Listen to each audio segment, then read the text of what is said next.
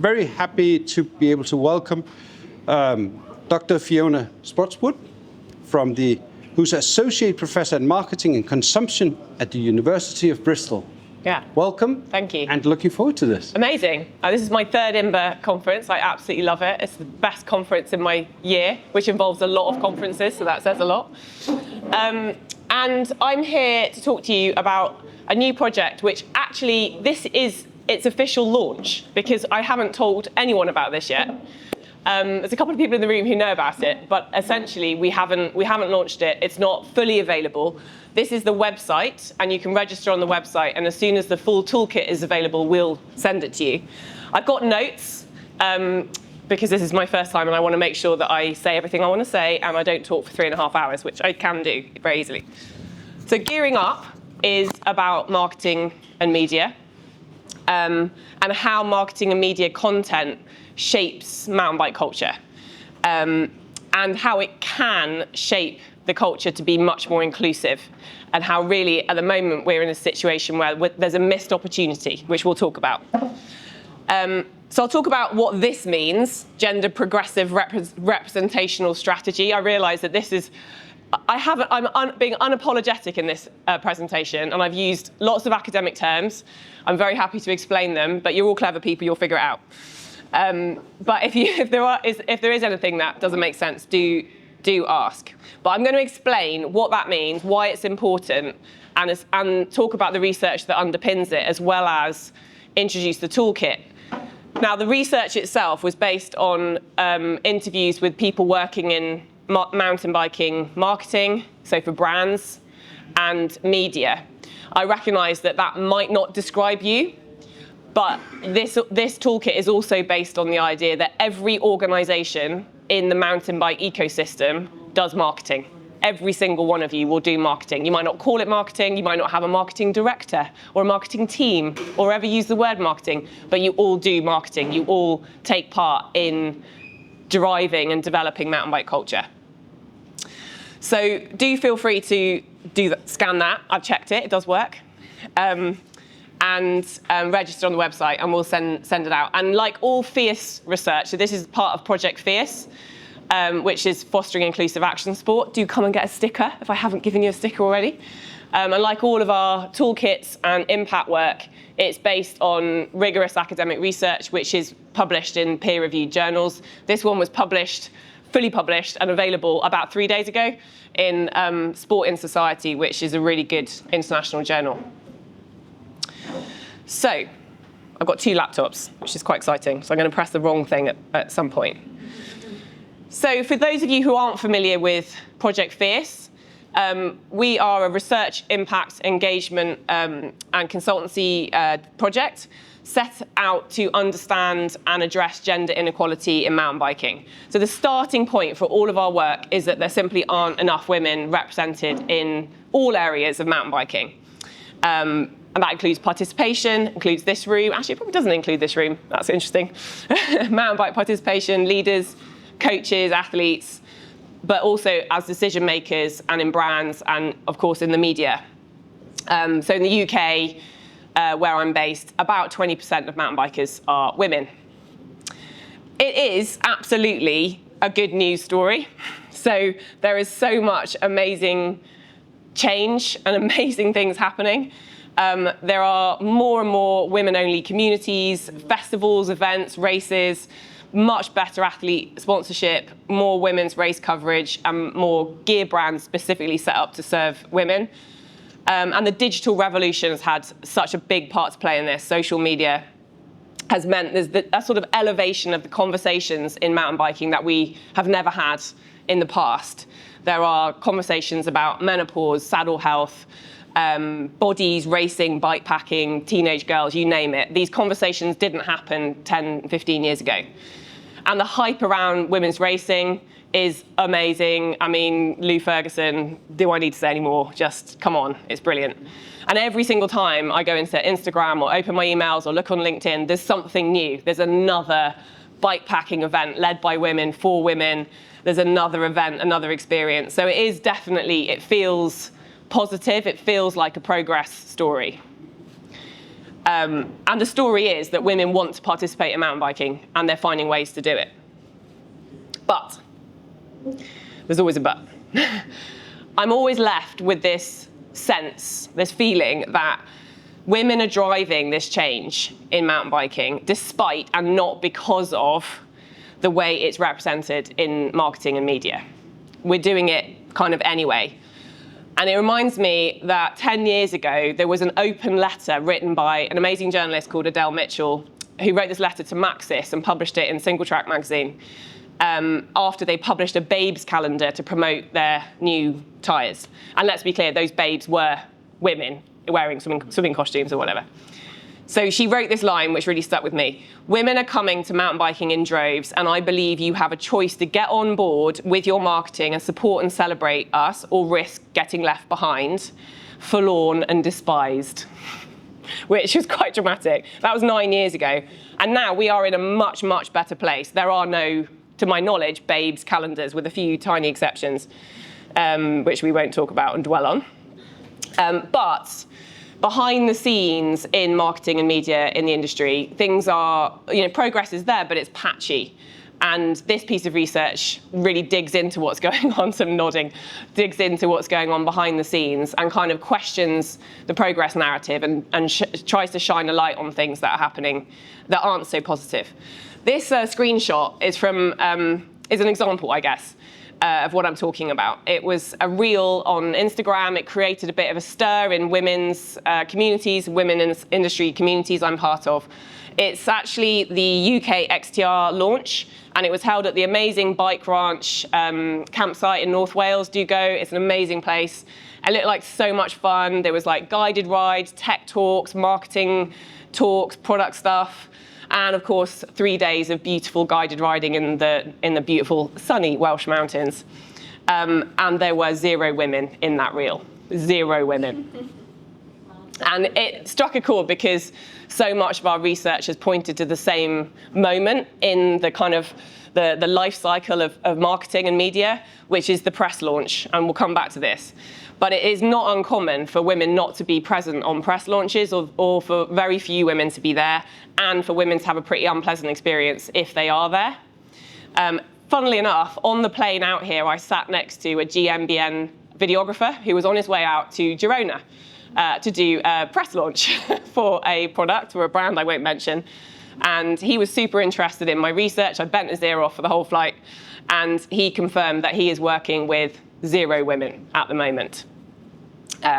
So there you go. So things are better, but we have work to do, and representation of women in the industry is patchy. And I also think, going back to this quote, what if marketing and media did more than just get on board, right?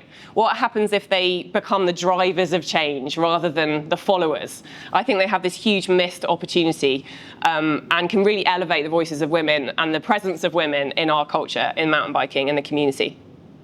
So, back to the Fierce framework and taking a step back. Some of you are really familiar with this, and some of you aren't. So I'll just take a brief moment to explain how it fits in. So the Fierce framework was developed from our original Fierce research, which was mainly with women mountain bikers, but lots of women who didn't mountain bike, and teenage girls and teenagers who didn't mountain bike as well. And from all that research, we developed this map, essentially, of the ecosystem of mountain biking and a strategy for driving gender progressive strategy in organizations. And it shows you where you can focus your efforts. So it's being used by lots of different national and regional organizations all over Europe, and it's helping those organizations prioritize activity and work with their stakeholders to drive gender inclusive action in their context. And you can see the bottom left-hand bubble is cultural representation. That means marketing and media. The things we say about mountain biking, the way we represent it, it will always be a key part of gender progressive action and strategy. And without getting that part on board, the other areas will be stifled and struggle to make progress. And so what we're talking about is images, content is another way of thinking about it. Marketing copy, magazines, websites, social media, influencers, anything we say and talk about and tell the story of mountain biking. So if mountain biking is represented in a way that women can't connect with or that they struggle to feel part of, then that progress in those other areas will always be connected. And this is a part of a quote from one of those original interviews we did with women mountain bikers. This woman did become a mountain biker, but she said that as she was growing up, she just knew it was off the radar. And that's what we're trying to avoid. We heard that time and time again, and we heard that women's experiences getting into mountain biking could feel very uncomfortable, uneasy, because they lacked what we call symbolic resources to engage with the sport. They just don't see enough people like them to make it feel normal, to make mountain biking feel normal, and to inspire them and to reassure them that what they're doing is totally legitimate, no matter what level, speaking back to your presentation earlier. So we always hear, oh, you've got to see it to be it. And that's a really common phrase that people use to summarize my research. And I go, yeah, definitely, you do have to see it to be it. I don't disagree with it, but I see marketing and media as so much more than that. What it does actually is create something that people can fall in love with. And if you fall in love with a sport or any activity, it's really profitable because you spend your money on being part of it and connecting with it. So thinking about marketing and media as not just representation, but as the capacity to create a world that people can fall in love with, I feel like is a much better way of thinking about it. So that's where you guys come in, and that's where this model comes in. And this kind of links the gender dynamics behind that content with the participation, the participants on the ground, that 20%, stubborn 20% figure that we're finding it so hard to change. So this model brings us to that link between the gender dynamics in the people and practices in the production of media and marketing with the participation rates and how women participate. There's actually another bit which I hadn't updated, which is profit. There's 5 Ps, so neat, I love it. There's another P, which is profit. So you increase the number of women participating in mountain biking, and obviously it's good for business. It's a good business strategy. And every single organization, whether or not you are a brand or whether you are a trail association, you have a part to play in the presence. Your presence has a part to play in the culture of mountain biking. Do you show women that they belong, that they are part of mountain biking, that it is a place for them? Or do you reinforce those historically grounded fears that women hold somewhere inside them that real mountain bikers are men? So the idea of presence is relevant way beyond the industry to every single person in this room. Any organisation, as I said earlier, that does marketing, which is every organisation. That's what I tell my marketing students. So, going to our research then, we were interested in the gender dynamics inside the industry. It's not an easy research question. No one wants to talk to you. So our research was based on the idea that the people and practices, so the everyday things those people do, the decisions, what happens around that boardroom table, who decides who writes the copy or sends out the press releases, those micro decisions and those practices, the gender dynamics underpinning those are worthy of our attention because they have an inherent role to play in women's participation in our sport. Because, and this is leaning into a true story, but someone might think he's in the job of selling tyres, but actually he's not. He's in the job of selling or creating a culture, and it's a cycle of constructing culture, enabling people to connect with it through your marketing and media, and then of course they go on and interact and participate and carry it on. So the research is all about production, the people who make that culture, make that content. And so we recruited, with some degree of difficulty, 18 men and women working in mainly UK, but some European sectors as well, all in mountain biking, brand marketing or media. They included brand owners, digital content managers, journalists, editors, PR directors, marketing directors. It wasn't an easy task. Some didn't want to talk to us. Quite a lot didn't want to talk to us. Some just didn't turn up for the interviews. Some were really defensive. And there was definitely a degree of socially desirable responding. So inevitably, the findings that I'm going to present are actually really positive in some ways. And you have to bear in mind that it was self-selecting. So the people who did come forward wanted to talk about this topic. Okay, so I'm aware of that, but I'm a qualitative researcher and I'm not worried about stats. So I maintain that this is a good news story. We found, well, in the paper, I've called them gender progressive institutional entrepreneurs, but that is a mouthful even for an English speaker. So for this presentation, I've called them the catalysts. These are the people who absolutely recognize the opportunity they have working in marketing and media to drive change. They were embarrassed. There was three things that categorized them as catalysts. First of all, they were embarrassed by the masculine, misogynist past that had sexualized and trivialized women in mountain biking. I love this quote. You could just ring up a glamour model agency and they'd send girls in.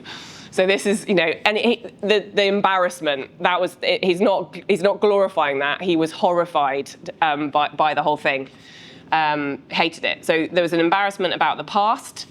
There was an awareness that representation fails to seize the opportunity it's got. That marketing and media can be much more gender progressive than it is. And they recognize their roles as having this amazing opportunity to drive forward inclusion. And often, I didn't put it as the fourth category, but essentially a lot of them talked about being afraid and having to be brave because they had CFOs, CMOs breathing down their necks a lot of the time. And they were speaking to an audience that wasn't their own. So in marketing, when I teach my first years, I talk about understanding your customer. And what we're really asking them to do is to talk to people who aren't their customers yet. And it's a tricky balance. So they're saying, I had brand owners and brand managers talking to me and saying, I know that 94% of my customers are men, but I want to not just speak to them. I want to see if we can draw women into this and position our brand as being open and welcoming and not reconstitute the same ideas. And I've got to be brave to do that because it is terrifying. So they were brave as well.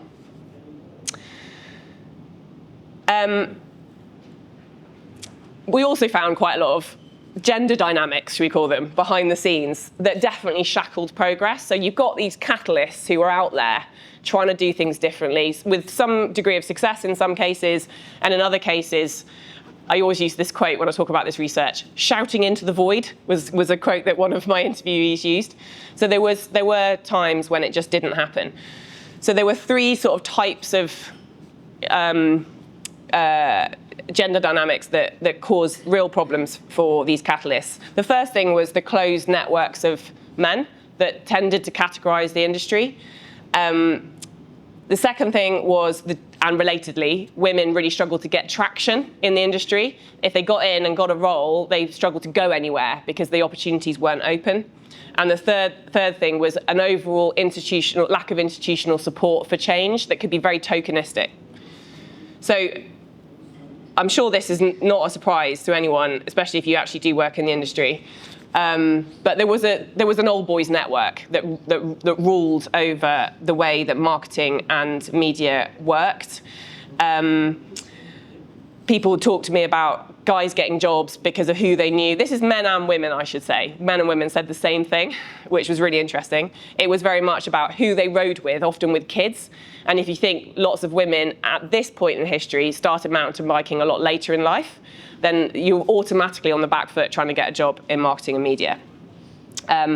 Women told us that the work tends to go to the same people, the same guys, and those guys are reliable, really well known, experienced, but without proactive support for women to enter and thrive in that industry, nothing ever changed. So people basically ended up hiring their friends. And they came time and time again back to the press camp as this moment in this life cycle of a product and marketing that caused all sorts of problems. So women didn't get invited to the press camp. Press camps are incredibly expensive to put on for a brand. So they want to have the most experienced journalists there. The most experienced journalists tend to be men, are often men. And even when women did get invited, they described it as unwelcoming. And anything that happens after a press camp is like yesterday's news. It wasn't considered to be decent kind of reviews or anything. So, and then related to that, women just really struggled to find traction. So there were three of our interviewees between the interview and the publication of the paper left the industry because they just struggled so much. And they just struggled to find a pathway in. And that led to, obviously, if you have fewer women working behind the scenes, writing the content, doing the videography, deciding who, being the content or devising the content, then you have far fewer women being in that representational material.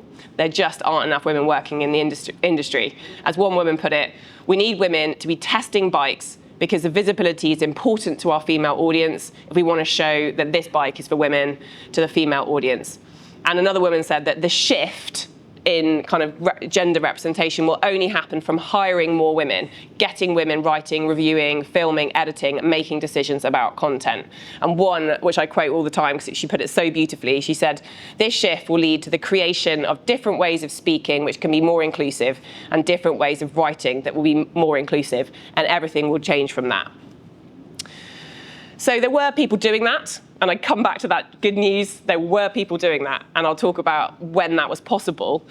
But there was also a lack of institutional support. There was time, there was money, definitely. There were, even some of the women we spoke to said, to be honest, I just hire the same guy to do it over and over again because I know he'll turn up, I know he can do the job, and it's easier.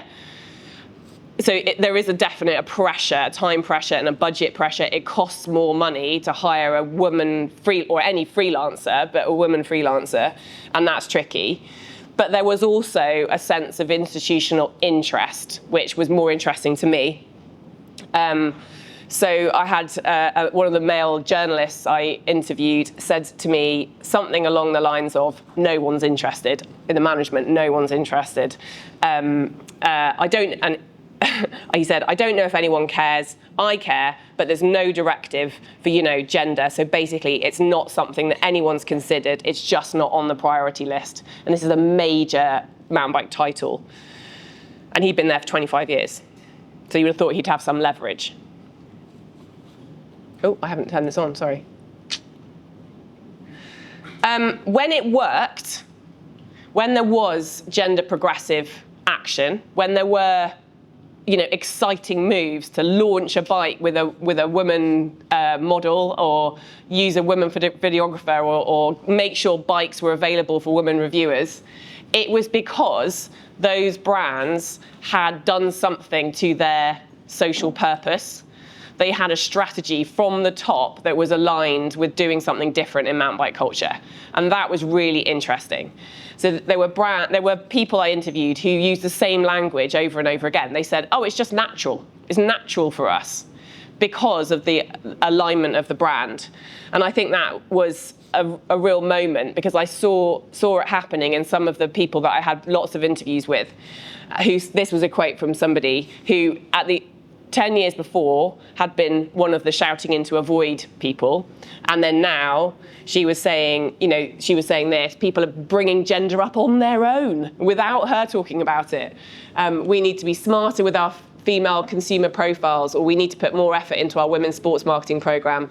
And these are the reasons why these arguments start to be articulated by men of influence in the company.